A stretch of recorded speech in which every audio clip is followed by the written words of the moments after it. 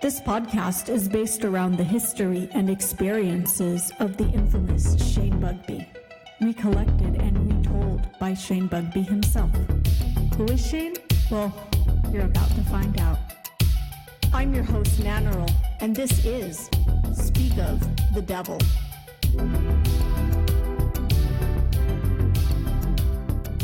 This became easily a two-part episode because Shane has a lot of accomplishments that we need to cover.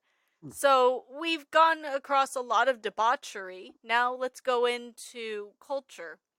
And I think that when I say culture, I don't just mean artwork, but I also mean little pieces of history, including crime. So let's start with that one.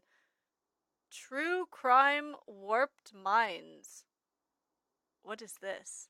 Is it a what? It makes me think of Van's Warp Tour, but instead of watching Green Day play, it's a bunch of serial killers stabbing people. Yeah, well, that's just in the name. It sounds similar. It was nothing similar to that, but I guess we only did that once, maybe. I named a DVD after it and everything. It's, sometimes naming things to me has always been an awful thing. Like with Goat Gallery, I just looked up and saw a goat sculpture, and I was like, okay, it's called Goat Gallery. So to name things has always been an irritant to me, marketing-wise. It's almost like I'm mocking things with the True Crime Warp Mind Tour. That basically came about because I had done a bunch of true crime serial killer stuff, and then it became popular. And so I was looking to ride that wave somehow, get my credit. Like, hey, I did this first. And I know Doogie was on that tour. John Burowski he did a film. We brought the guy who did SK Central, Serial Killer Central, with us. And traveled the country talking. You just basically told stories. It's about telling stories and presenting true crime artifacts. Did you bring Ed Gein's grave split in half? Well, that was taken from me in Seattle the first night of the Angry White Male Tour. The police confiscated it. So it was interesting. They confiscated. I argued with them. I said, you can't prove there's no serial number on this. I told them it was an exaggerated piece of artwork, and a friend who worked for a Hollywood studio made it for me. But they still took it. Yeah, it was a prop. And they still took it and said I had to prove that, and never did. But no, I took pieces. At that point, I had worked with John Wayne Gacy, did a book with him. I'd worked with Richard Ramirez. So I had a lot of experience in that world. A lot of people came to me with their stories. I think the vampire killer cult from Florida came to me I had a bunch of their crime photos they gave me. And at True Crime, I had a trenchcoat mafia stuff. So when I did it, it was a subculture of collectors. And then it grew into a pop culture. And so we took it on the road and told stories. It was interesting in the Kentucky area. Oh, God, we got there late. I'm scared. We got there late, and a guy came to the show, and he's like, did you bring me my stuff? Because he did a mail order with, bought some stuff for me, and it took me like a year, and I didn't send him anything. And I gave him his stuff and more, and he goes, good thing I came here to shoot you. And this isn't the first time I'd been threatened like that. And he showed me his gun, and then he said, you want to see this guy I killed? Some stuff. And he's got a gun in his waistband. So I'm like, sure, I'll go to the car with you and check it out. And he shows me pictures of a person he murdered, autopsy photos. And then he tells me the photo. Yeah, well, I was fucking his wife. And so I just hid in the bush and shot him and said we were afraid he was breaking in, or made up some story. So... But I killed him for the wife. He told me all that shit, and I was like, holy shit, dude. What a thing to run across during this true crime warped minds, to face some true crimes in a warped mind. Well, that's true. Like, oh, God, Manson, this guy who said he was Manson's son, he lives in L.A., he came to Philadelphia. He flew in. I feel like there's like 5 of them. What, 5 what? At least 5 people alive who claim that they're Charles Manson's son. Right. Well, this guy looks like him, and he plays the game. He plays it like he is him. And so we got there, and we said, well, hey, the idea is, we had talked to the Howard Stern show, and they said they would do a DNA test. So I asked him, when he ended up at our dinner, I asked him for his hair. And he left within like 3 minutes. He flew in, sat at the dinner table for 3 to 5 minutes, and then said, "I'm leaving. You guys are just glorifying things." And he ran out of the event because we asked him for hair, DNA proof. And I'm like, dude, you're promoting yourself as Charles Manson's son. Who is glorifying what? You know, like it was just a weird situation. But yeah, that was an interesting tour. It was interesting. Oh, okay. Is this the dude who made it onto TMZ and then committed suicide recently? I don't know if he committed suicide. There's I don't know anything about. a couple of them that looked like him, but this one in particular, that skinny face, that downturned mouth. He had long hair. He was in a yes, even the nose looks like him. It almost looks like Johnny Depp was hired to do a biopic on Charles Manson. Kind of, he definitely looks like him, but yeah, it's the like first guy who shows up, and he's always pictured with like a black hoodie or something like that. I'm not sure. I want to say that he committed suicide, and you know, who knows why. You know, rest in peace, illegitimate son of someone, but probably not. Maybe like you didn't even want to do the DNA test, dude. Yeah, but that hype, though, that hype must have helped you. Oh yeah, it was. We got a lot of press. So when I did these tours, more than anything, I was looking to get advertising for product, you know, like books I was selling. You know, you do these book tours, and you don't know if anyone will show up. But what I want was a media buy, which is to get interviews, to get the local publications to do stories on us, the event, and the books that I'm publishing. And so we got a ton of press on that tour. That's for certain. I know, like, the best thing I got out of it was a podcast I did, and the state's attorney of Illinois basically said I was a journalist, and I was basically doing the same thing as John Walsh from America's Most Wanted did, but I wasn't being paid the same price. I'm just exploring this stuff and presenting it without glorification, and I don't believe I glorified it. Then we ended up in Salem, Massachusetts. It was called like the Festival of the Dead, but that was a True Crime Warped Mind tour. And Gein's truck, the gentleman who had Gein's truck showed up there, brought it, put it in the middle of the Salem Square, and the mayor of Salem was like disgusted that we were doing the event there. That was an interesting time. It's interesting that they would get disgusted by such a thing, and maybe because it takes away from the Salem witch trials, sort of like old fishing town charm. The charmingness of the infamy of Salem was being threatened by a new school infamy. Well, with controversy, play into that 0-1 dynamic. So these politicians, whether they believe what they're saying or not, I don't know, but they like to jump in there and get headlines too. That's how they get votes. They're just like selling books. They're selling themselves to get votes. So I think he just jumped into because we were getting a lot of headlines for the controversy. And that was the first time Doug was in Salem, Doug from the Satanic Temple. And that was the first time we spoke there. It was an interesting time. So what about the What the Fuck Fest? Oh, that was really cool. Well, it was something I was trying to get together in Astoria, Oregon when I lived there. And I reached out to John Sinclair, White Panther. Part of the Black Panthers, the offshoot of the Black Panthers. And so I thought I'd bring him to town. I had a contact with him. We exchanged emails. We were semi-friendly. And so I thought, boy, this would be cool to give something to the town I lived in. And so and that was also a reason for, an excuse for me to get together other artists I like. So it was Ugly Shyla was on the bill.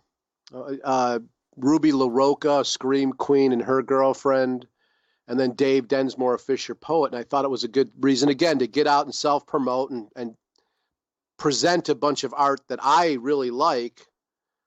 But it made no cohesive show. It was like a vaudeville type show where it was a lot of elements, but it didn't make any sense. It wasn't like John Sinclair and the jazz musicians and poetry reading. It was like John Sinclair with a Scream Queen that's presenting horror flicks, and Ugly Shyla would do a burlesque dance with this devil head, and like riffed off this old classic burlesque dance.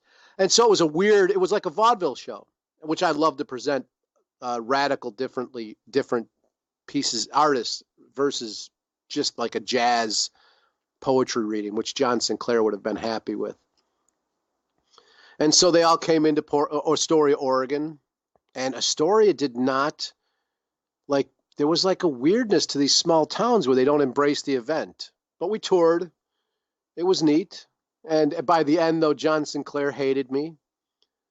And it happens. He's the founder of, they say he's like the founder. The reason we have punk rock is him and the MC5.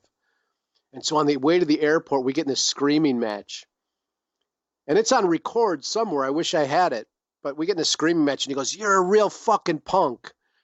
And I thought that was the greatest compliment. You know, the guy who creates punk rock, they credit with creating punk rock, calls me a punk. Seriously, I was like, this is great. You know, that was a good event, though. It was cool. We did poetry readings and had bands play at every event. And Dave Archer went too. Dave Archer was on that tour too, and we'd bring this Tesla coil and we'd shoot lightning bolts and live paint with lightning.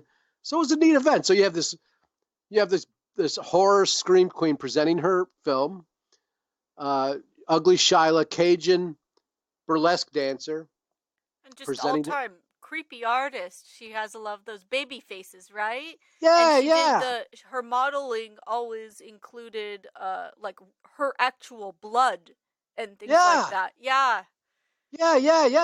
So it's her, and then it's this Fisher poet, this old man. So I think I did put out a newspaper for that too, and it said young versus old, hate versus love. You know, so that was like the concept of it. It was misunderstood. It conceptually did not happen because, it happened conceptually, but no one caught on to it because it was just too complex. It was what the fuck? Yeah, it was. And so it was neat, but no one caught on to it. It was just too much. I would like to see a reprise of that. I think that What the Fuck Fest, maybe it wasn't its time in 2012. I feel that's true. I feel most of the stuff I've done has been too ahead of its time. I think that if it had a reprise, it would be fantastic. Yeah, I do too. I think it's ahead of its time, and that I gave the public too much. So if I would have just flew John Sinclair and had a jazz guitarist play with him as he read poetry, the place would have been packed because people would have been, a bunch of hippies would have come. John Sinclair, John Lennon wrote a song about him. They'd come to it. But then there's this other element, and people are like, what is this? They don't want to go because it's awkward. You know, it's different from the hippie. The hippie that would go see John Sinclair doesn't want to see. Beatnik's going to be so creeped out by ugly Shyla. Right. No one understands what a Tesla coil is. A lot of them was like, what the fuck? There's a Tesla coil at this event? So it was a cool event. I have to say so myself. But again, it just didn't catch on. There wasn't a lot of people at the shows. It left me in debt, as most of the events I've done have. Half of the things that you've mentioned, I think a different location would create a different environment too. Like you were saying about small towns and how they receive things, I think it's oftentimes because one of their own is not bringing it, much like you being a threat to Ely. And I've experienced this too, holding an event in an area that celebrates the DIY, but they want their locals to do it. Even if you are local and you live there, you didn't go to high school with the promoter. So therefore, you're not that good. Or you put it on and everyone says, don't go to this. The whispers of disinterest. You have a point there. I think you're correct. And I remember when we did the X for the Extreme, a bunch of journalists from New York were flying into it. And they're like, dude, if you did this in New York, it'd be huge. If you did this event in New York, it'd be huge. And the same with What the Fuck Fest. I think I heard if you did this in the Bay Area, it would be huge. If you did this in the Bay Area, it would be huge. And that's what I would hear. But, you know. I think that What the Fuck Fest, like you were saying, a lot happened. I think that's sort of the thing. I personally think that if she isn't already killing it out there, I think that Ugly Shyla would thrive immensely right now with American Horror Story they had a witch coven one, and it takes place near New Orleans. And being a Cajun occultist, Cajun artist, if she's not thriving right now, she better be, and you better look up her artwork and be her patron. Give an actual artist like that where credit's due, not someone drawing baby Baphomet. No offense. Right, right. Shyla's a great artist, one of my favorite self-taught artists for sure. She's great. Well, you know, I don't know what to say about events working or not. I never did them. I didn't do the event to make money. I do it usually to get headlines, but mainly I do it to add to my world, add to the fiber of where I'm living. So I wanted to give something to Astoria, Oregon, where I was living. I want to give something back to my culture, what I'm a part of. So it's just part of that drive. I don't know why at this point I think about this stuff and I'm like, I don't know why I put so much time, effort, and money into that stuff. But ultimately, that's it. It's just this naive sense that there's a community that cares, or I'll find the community that cares by presenting it. And I don't know if that's true. I'm always amazed by that need for community. I've felt that way myself as well. And yet, the larger areas that you would think isn't a community, but rather a machine, seem to value it more than the tight-knit ones that seem to have the community. Such as, like you were saying, someone told you, oh, if you did this in New York, it would be huge. I've found that I got far more pats on the back or enjoyment expressed to me with entertaining in Los Angeles than doing any events in the Bay Area, for example. It didn't really catch on here, and I just kind of felt like, okay, well, I tried it, and I can't go back, apparently. What I've done in the past was a good learning experience, and this was a learning experience too. I just won't fucking do it here. And it was bitter, but at the same time, I am happy when other people have a better experience doing so. Sometimes it's because you paved the way for it. I'm sure that some local kid in Astoria probably held some wackadoo event afterwards, and everyone showed up to it because they went to school with him. Unfortunately, it's sure. I hope that's at least for me as a participant in the human race and caring about the evolution of things culturally. That's what I hold out hope for, is that it influences someone, that I did something as a to add. Yes. Because you take from life and you add to life, and you try to strike a balance. In my belief system, that's why I am generous with artwork, because I take so much from artwork. Artwork has given me so much. I give back to that, whatever that is, whatever art is.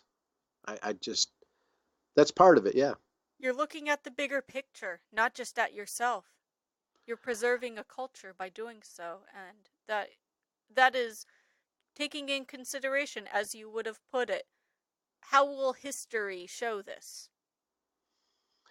Yeah, but it's also like, can I make the world a better place? How can I get the pendulum to swing my way, or the way I feel is right? This is my way of voting. I vote presently, but before that I didn't vote. Mm-hmm. Art was my vote. Publishing was my vote. That's how I voted. That's how I influenced things to go my way, or not my way, but the way I felt things should go, or the stories I felt weren't being told. That's why I presented such ugly artwork, because it was banned. And I was like, why would this be banned? This is a story that I relate to. I relate to this pain. I relate to this stuff. And so I felt like if they're saying it's wrong, they're saying I'm wrong. And there's nothing wrong with us.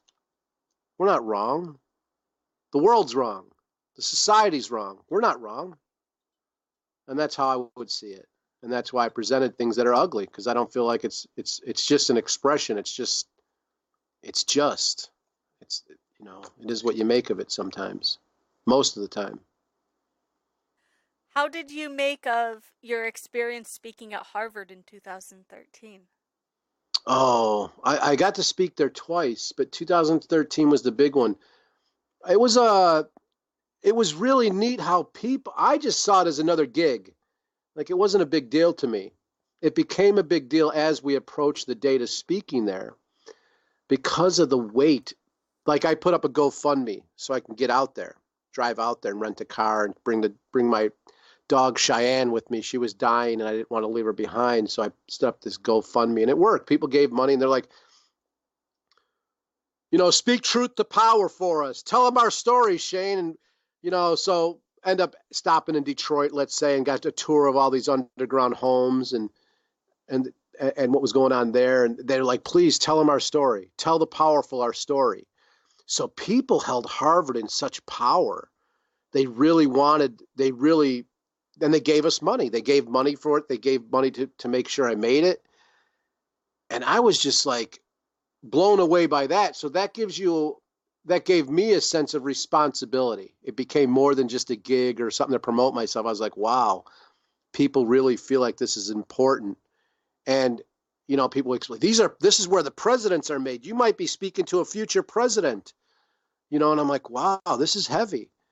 And so it was nice. It was nice. It was really cool and impressive. And it impresses people to this day. I mean, there was a write-up in the Astoria paper that I was going to speak at Harvard, and the lady put in there, no matter what you think of Shane, you could say whatever you want about him. How many people in Astoria are going to be speaking at Harvard or have? And she said, and how many people in Oregon have spoke at Harvard or will? What have you done? Right. And and I asked her about that later. I go, well, what do you think the numbers? And she goes, maybe 1 or 2, maybe 6 people in Oregon in the history have spoke at Harvard. Not many. That's a really elite thing. And she was from a formal education. And she said, it's a really big deal. And when we got to Harvard, people let us know, like, now that you've spoke at Harvard, you're in the history books, in the American history books. We write the history books here. We're the historians of the world. And I was like, wow. So it was because of all those reasons, it was cool. The event was okay. I don't know. I wish I would have did better. I wish I would have prepared for it more. It's like a lot of events. I was new to doing speaking engagements at that point somewhat. So, when I look back on a lot of the stuff I did in the past, I'm like, I could have did better. But hell, I spoke at Harvard, and to this day, it's a big deal to people. Did you present yourself as a Satanist when you were speaking at Harvard? No, as an artist. I didn't hide it. I don't hide that. My affiliation with the Church of Satan or Anton LaVey. But my affiliation with the Church of Satan and Anton LaVey, to be honest, I've always said I'm not a Satanist. I'm a Shaneist. Which LaVey said that makes me the ultimate Satanist. I'm a Nannerlian.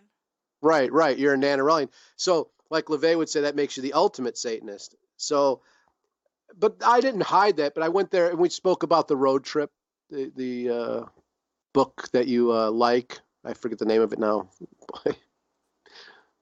The Suffering and Celebration of Life in America. Right. It's actually, the long title is Politics, Art, Religion, Revolution, or the Suffering and Celebration of Life in America. That's the full title of that project. So we went there and spoke about that. And it was presented videos and I showed some videos of the common man, the common human, I should say, not man, but men and women from across the country, poor people that aren't, so I brought with me, again, I share too much sometimes, I guess. I shared the stage with a lot of people that I filmed on that road trip. I didn't do all the speaking. I let them speak through video. Much like when I do these events, I present, like I bring a bunch of artists with me because I think that's cool to share the stage with people. Share your time, share. That's art to me. Some part piece of art. But yeah, speaking at Harvard was neat, and it's a big deal to people. It impresses them. It should. And it happened. You can't erase that. Nope. So let's talk Satan. Let's talk Satan? Well, that was just another. That was a one that like almost like True Crime Warped Mind Tour. I was just trying to exploit myself. I took I needed to get out of my house, and I traveled across the country to New York and spent 4 weeks in New York working on a project. And on my way back, I wanted to do some speaking engagements, so I marketed it as "Let's Talk Satan," and talked about my friendship with Anton LaVey and serial killers and Dana Plato's last breath, and that's it. It was nice. It was really neat, actually. San Francisco was the best venue to play, but LA, we played at this place like it was the coolest place in LA to play. Like I forget that the African rap artists, two of them. They're from Africa. Damn. Deanne Tours? Yeah, they went there and spoke. Robin Williams had been there and spoke. It was a comic book store that had a stage in the back. And so Nerd Melt. And so it was a real prestigious place to be. And so that was neat for me in a career type of thing. I'm always this kid that lived in a car, dropout, so it's always like, I can't believe I was a speaker at this event where all these famous people were, all these cool that was just cool. It was really fucking cool. And again, this is in person. This is not internet fame. No. Yeah, right. It was cool. It was neat. That tour was cool, and it was cool to tell my stories. And in San Francisco, they were really appreciated. Like, I think that event went 4 hours. It went real long. People just kept asking questions and going, and it was great. It was great. Were they questions pertaining to you? Yeah, on my stories, like, oh, what you said this about Gacy. What was he like? Talk about this, and oh yeah, stories about my history and stuff I've done. What about Dana Plato? And in LA, I shared the stage with Rick Shapiro, a comedian, and he took up most of my time ranting. And I was like, well, this guy's been in movies. This is a big deal. He's a comedian. He's a professional, so I was in awe of him being on stage with me. It was a big deal. But at the end, people are like, well, I wish you would have had more time. You were way better than the guy. And I kept hearing that from everyone that was there. So I was like, oh, I'm not competing with them at all. But I was just in awe that he was there. I thought he was great. And then people said, we wish you spoke more. You were better. It made me feel like, you talk about validation the last show. That made me feel pretty good. Sometimes that's the best compliment, when you didn't have the chance to have your entire say and people wanted to hear it. I think that's a really great compliment to have. Yeah, it was really neat. It was super special. I hope to never forget that. So 2016 is the busiest year for Shane, according to Wikipedia. It mentions a few things, but it also left out a little bit. One of the things that is mentioned here is a Between Feet art installation. What is Between Feet? And do I want to see what's between feet? Oh, this is a wild one. So this is where I decide to present my a story about my depression. And so it's between my feet, between my heart and my feet, or something like that. I forget the name of the book. I'm looking around for it right now. But it's a whole book on poetry. My dog died, Cheyenne. And so I sat in a recliner. There it is. There it is. You have it right there. So I sat in a recliner for a year, and I didn't do much. And I gained 70 pounds.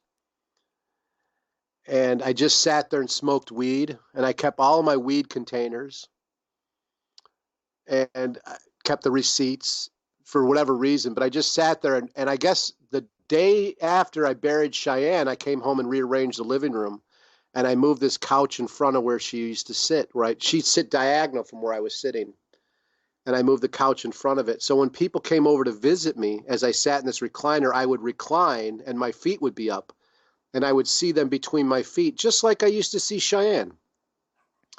And I would take a picture of them, take a picture of people visiting with my iPad. And so then over a course of a year, I didn't make any artwork, I thought. But then I moved the couch. And I looked through my iPad and I was like, oh my God, I was taking pictures of where Cheyenne was sitting. Oh my God. So it was this whole trip came about, this whole thing. And I had written a bunch of stuff about Cheyenne and missing her. And it was also the same time that it's hard to talk about, but that's basically the same time me and my wife sort of broke up. But it took us 5 years, it took me 5 years to actually leave. But at that point, she gave up on our creative partnership and got a job. And so at the same moment my dog died, my wife left to get a job. So I was sitting alone at home, and I sunk into a deep depression. And I decided that it's a vulnerable thing to present yourself, and a weakness as a man to present yourself as a depressive person. And I felt like, well, I'm going to do that. This is the art I made. So I got this room in Astoria. They let me use the skate room had a gallery, and they said, you want to do an art show? I said, yeah. So I bring my recliner there. I put all the containers that I smoked weed out of, all these little jars and stuff they give you at the legal weed stores. And I put it in a clear plastic box, and around the box I had a bunch of writing, but it basically said $4,800 is what's in this box of weed. And then I put a stack of candy bars. I put 300 candy bars next to the seat and a bottle of whiskey. And then I put the chair there, and I had Cheyenne's mat in the background, and I had a speaker under Cheyenne's mat where it was my poetry I was reading. And then I had a big, huge frame, a huge photo of Cheyenne, gallery frame, like one of those big golden frames around her. She sat on the mat. And then I played 2 videos, and one was of Cheyenne playing, and one was of my wife at home. And that's basically, you'd sit in the chair in the dark room, and you'd see these videos playing. You'd eat a candy bar, recline in my chair. And a great deal of people that suffered from depression came up to me and said, boy, you really had created an event that put you in the mind of a depressive person. And so I was happy about that. Those were great compliments to me, because I didn't know I was even trying to do that when I assembled the show. In the back of the book, I think there's a diagram, like a diagram of how I laid out the floor. I see the drawing here. Did this show also include your photography, or was this only in the books? It did. It included all the photography in the book, was framed up around the room like it was a living room.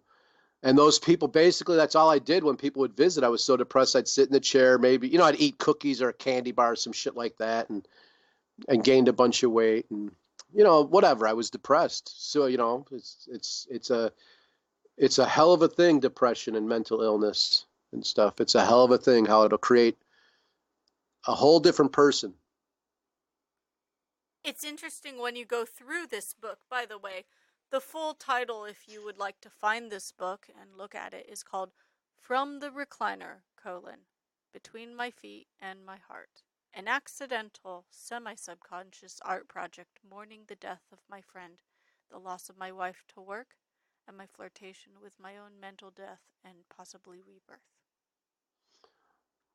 And it was something that I almost didn't have to read the preface before the table of contents. Just looking through the pictures, I caught on what was going on. And my own question about this is, did you invite people over for these photos, or these are just a natural process of visitors through your house? Yes. It was people who would want to come over and visit me. Okay. And that was it. Then I would just take the picture, because I was like, I don't know why, but it was just this. Someone said, well, you're a real artist. You're a natural artist. I took pictures of myself sitting there and stuff like that. I didn't have the plan to make an art project out of it. But after a year of sitting in a recliner and then finally getting up, going to get counseling, going to get help, I was like, what have I done in a year? And I looked back at the photos and saw this, and I was like, wow, this is an accidental art project. It was like, wow, I did this. It was, and I wouldn't say it was just in a different mindset. It was me making artwork as a depressed person. Sometimes those people visiting you, it also has that remnant feeling of the view from a hospital bed. Yep. And you look in their Yeah, and look at their faces. Some of them are looking like, oh my God, like they're appalled, or they're shocked, or they're looking sympathetic at me. There's some frustrated faces in there. There's a lot of very mixed feelings in these photos. Yeah. Yeah. It was a hard. I really love this book, and it made me cry the first time I saw it, and Oh, wow. it made me feel very upset looking at your drawing, because at the end of it, I didn't know that it was for an art installation that you drew this picture.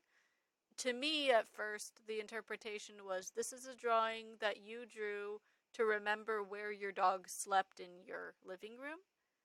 Just seeing it for the first time, and it really hit me because I own dogs, and I recently acquired a puppy, and one of the worst thoughts I have is of losing them.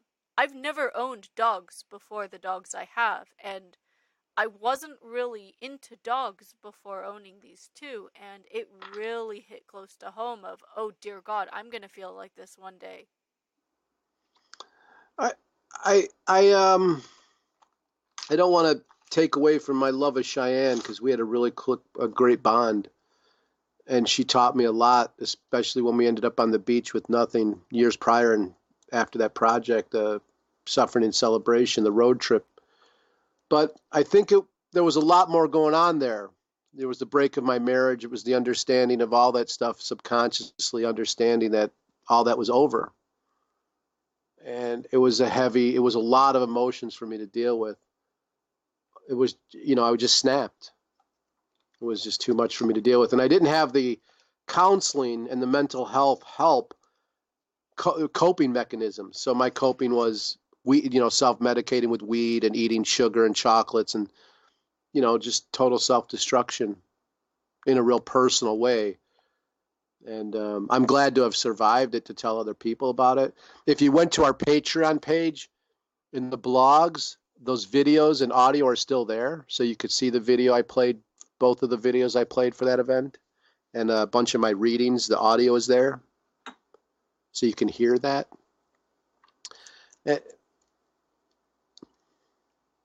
There was a picture in this as well of, actually, it was a picture you gave me with the book, and you are sitting on a recliner, and your dog is laying down.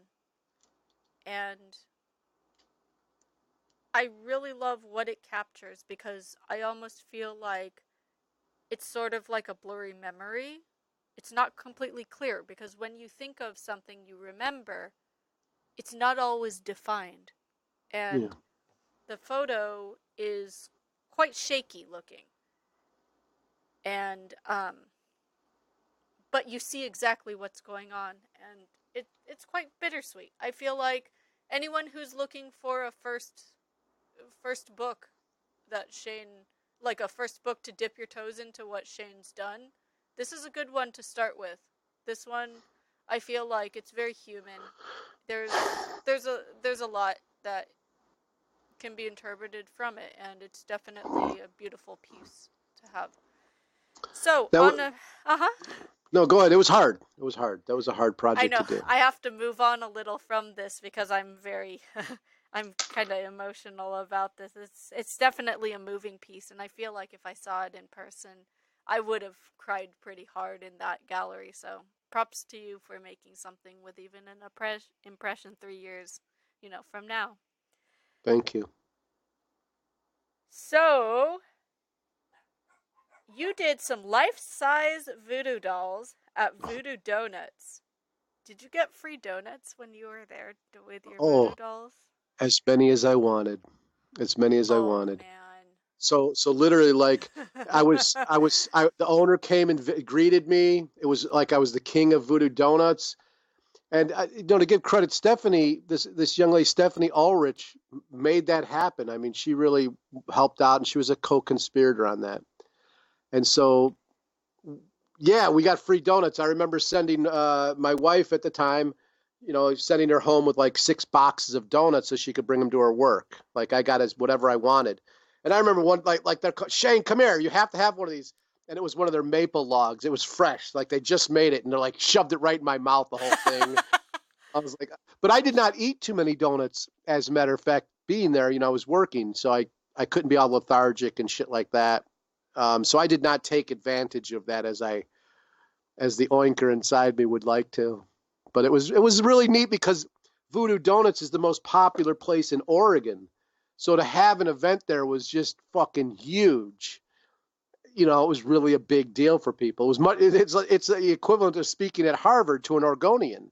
Yes. You did an event at Voodoo Donuts. They don't let events happen there. They don't do events. They don't do events all the time. It was a big fucking deal. It was a big fucking deal. How many voodoo dolls did you make? That's how I taught myself how to sew when I got into fiber arts. So I decided to make these voodoo dolls after Bernie Sanders lost. I was pissed off at the whole system. So I made a Hillary Clinton and a Trump voodoo doll. I voted for Hillary Clinton. I voted for the Democrats, I should say. But I made those voodoo dolls. I made about 1,000, and I never knew how to sew. I just started doing it, and it was cool that, it was really neat to accomplish that. That was a lot of voodoo dolls, 1,000 of them. Wait, 1,000 you small made ones. all 1,000 of them? Yeah, by myself, by hand. Well, now you know how to sew. Yeah, now I know how to sew. That's how I taught myself. And then I made the big ones. That was just a dream. And because they print fabric, like you can go to Spoonflower and get anything you want printed, I was like, fuck, I'm going to do a life-size voodoo doll. So I got their measurements, and I got the fabric printed, and oh man, it was so fucking cool. It took up the whole living room. It was just fucking it was a very fun project as an artist. It was fun that this young lady took it on and helped me out with it. Like, she was great to work with. Really, really special person in my life. A good friendship at the moment. That was a special moment. And I don't know. It was a really neat moment. Yeah, so that's how I paid for my sewing machines and everything, selling these voodoo dolls, So I decided I want to do fabric art, and I did voodoo dolls and paid for my machines that way, paid for all my materials that way. And for me, that's a success as an artist. Make a project, pay for your shit, go on to the next one. Very nice. So, besides these voodoo dolls, you also made some Ouija boards the same year, and it seems like a very, very comforting thing to hear these two things together that one person has made. They go kind of hand in hand without going hand in hand. What inspired you to make these Ouija boards? Ugly Shyla. She's a voodoo practitioner from Louisiana. She was a muse there. She was the muse, for sure. For both of them, voodoo dolls and that. Loved Shyla takes her shit seriously with that stuff. So I made one with her. I made one of her artwork, and I made one of mine. And she was she was definitely an influence. Hanging up, playing with her.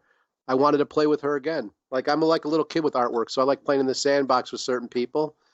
And if I can find a reason, like, hey, Shyla, I'm going to make voodoo dolls because of you. I'm going to make, I just wanted her attention. I really, really enjoyed hanging out with Shyla.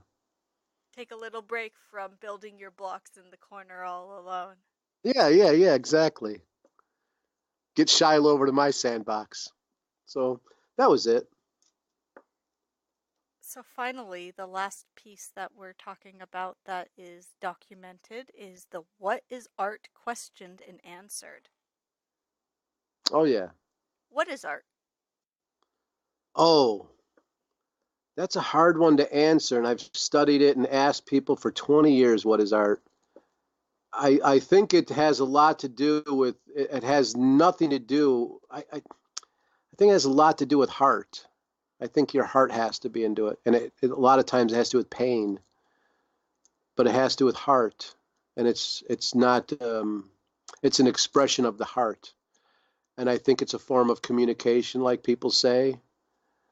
Sometimes I look at animals and how they seek, it's a mating ritual to them, how they make their nest, all that stuff. So it's about being seen, it's about being heard. And I think some people communicate way better with artwork than they do with words. It's a way to communicate with your heart. But at this point, I look at it and I feel like artists are held with such disdain, almost like the deer or the elk. And I feel like, are we showing the last remnants of our animal, or how we used to primally communicate with abstracts? and visuals. And I think art's been perverted into, the entertainment business. I don't think is art. I feel like that's the furthest thing from art. They pervert art. Galleries, art schools, a lot of them are perverse in the arts. It's teaching you a vocational trade to have a factory. Right. And I think art, like street art, what it used to be is speaking to power. It wasn't about beautifying reality for people as it's become today. So it used to be speaking to power, like fuck the man, fuck the mayor, fuck the president. They spray that on a wall, and that was street art. It was speaking truth to power. I don't always think you need to speak truth to power to be art, and I think political art is a different kind of thing. But I think when people are in love and they communicate that in art from their heart, like a Leonard Cohen, that's art to me. And I've never understood that guy until I left my wife, until I had to listen to music. I couldn't listen to any music that we had listened to together, so I had to find new stuff. And so I listened to Leonard Cohen for the first time, and I was like, this guy's art, pure art. He speaks from the heart. He talks about ugly love. He talks about beautiful love. He talks about heartbreak. David Bowie is art. And I wanted to listen to him and hate him. I listened to him purely because he was pop culture and everyone loved him. So I'm like, I'm going to listen to this guy and hate him. And I listened to probably, and I'm not joking, 800 hours worth. I just kept listening to his whole catalog. And I was like, fuck, this guy's got an answer for everything. And he's so amazing. I mean, that is art to me. That he spoke from the heart. He spoke ugly truths, and he spoke things that in his day weren't spoken. He presented himself in a way that was awkward and like people would call him names for how he presented himself. I think their art is when it's done right, is the ultimate honesty. It's stuff that a lot of people have to turn their head away from. Picasso's Guernica, it's the ultimate honesty. It's something that rewires your mind, rewires your brain. Like we spoke of music, can it rewire your brain? If it's done right, it can motivate you. And so I'm not really sure what art is, and I don't think anyone is. It's a real hard thing. Like, what is love? Baby, don't hurt me no more. Yeah, right. Oh gosh, you're funny. That's funny, but probably true. Maybe that I don't know if love and hurt go together. Who knows? Do you think that art is primarily a human quality? Like, do you have to be human? No, because it's a form of communication. When I watch other animals, when I watch a dog dig a hole, it's amazing how much pride they have in it, and how much pride, like they dig it and it's the same as me making a sculpture. They're going at it and they dig this hole and they're proud of it. And but also you look at the mate when they're trying to get a mate and they're doing stuff where they roll in garbage to smell weird. All of that stuff is this mask to attract something. Birds, I watch birds and chipmunks, they'll build their nest and they're putting things in it, colorful things, strings, stuff like that. They're really trying hard to make this nest to go, look, I have value. You can see me. I don't know. There's something about it as a form of communication. Maybe it's utilitarian, maybe, it's used. There's definitely the same flair the artist can have too, of choosing something. Yeah, right. They didn't choose it for nothing. Right. And I think people discount animals, but when I watch them, we are animals, and that's the weird thing about human beings. They discount themselves. They separate themselves from other animals. I don't. So when I watch other animals I'm like, wow, that's very similar to when I'm sculpting. That's very similar how I feel. Or I shouldn't say how I feel because I don't know how they feel. But the abstract is what I pay attention to. I think we understand abstracts more than we understand words. Yes. And so those abstracts within the animals, when they create things to attract, when they create things to communicate, when they create their nests, there's some sort of art to that, I think. But maybe not. Who knows? I think you're onto something there. So, in 2017, the what is art questioned and answered. Did you just answer questions? I think I did. Who else did? Oh, for that? I went around and asked. It was, again, me trying to take something from that another I did for 20 years. I'm like, I'm going to make a project out of this. It was a way for me to get intimate with the Portland art community. So I went around and talked to street artists in Portland, and that was I did a podcast with that. I've since deleted that podcast from my life because it represents a bad time in my life. But I did a podcast. There's some of that on my, what is it called? Yeah, there's some of it on my Anchor. Some of the shows I kept up, but most of it, because I am at odds or have a beef with a lot of those artists now, I deleted it because it harbors bad thoughts for me, and I don't want to go there. I don't want to go there. But it was for me to get to know the Portland art community, much like I might if I did something in Chicago. What is art? And I go around and interview artists. It's a way for me to understand what's going on in Chicago.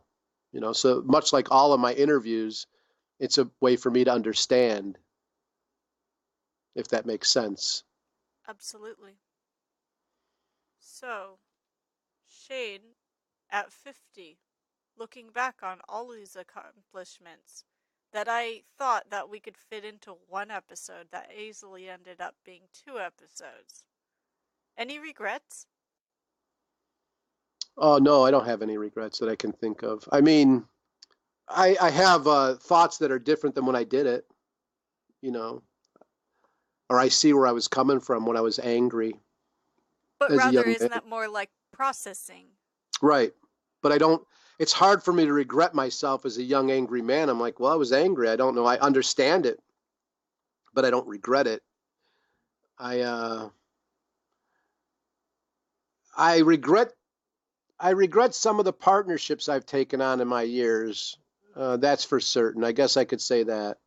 I usually, because of my insecurity, I'll attach to people that exploit me or victimize me because of the way I think.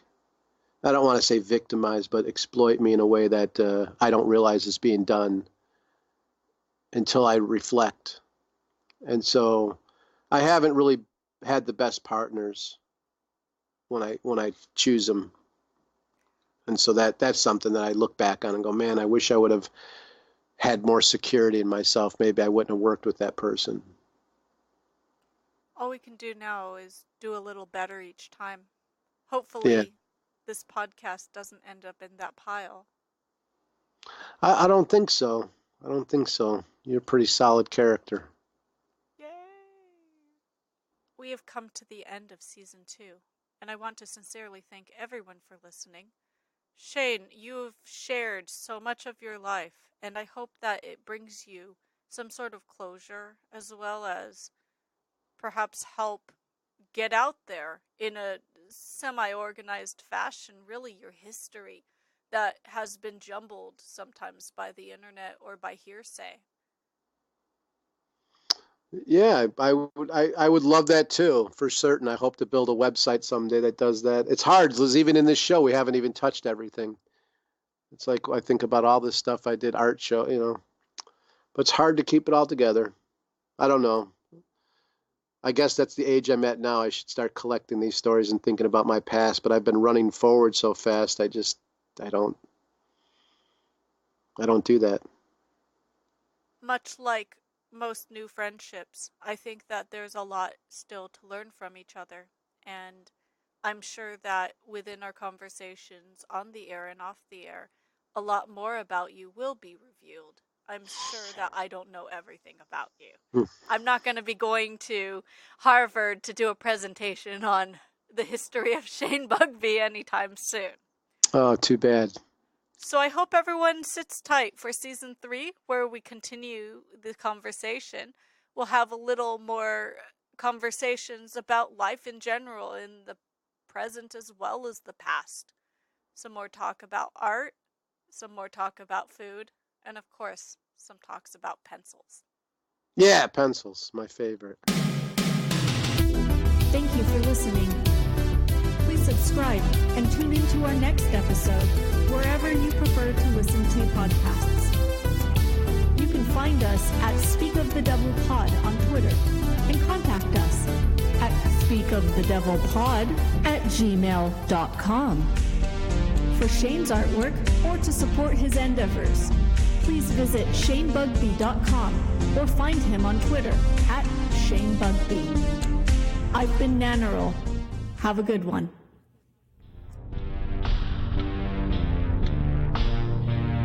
Oh, and ShaneIsTheDevil.com.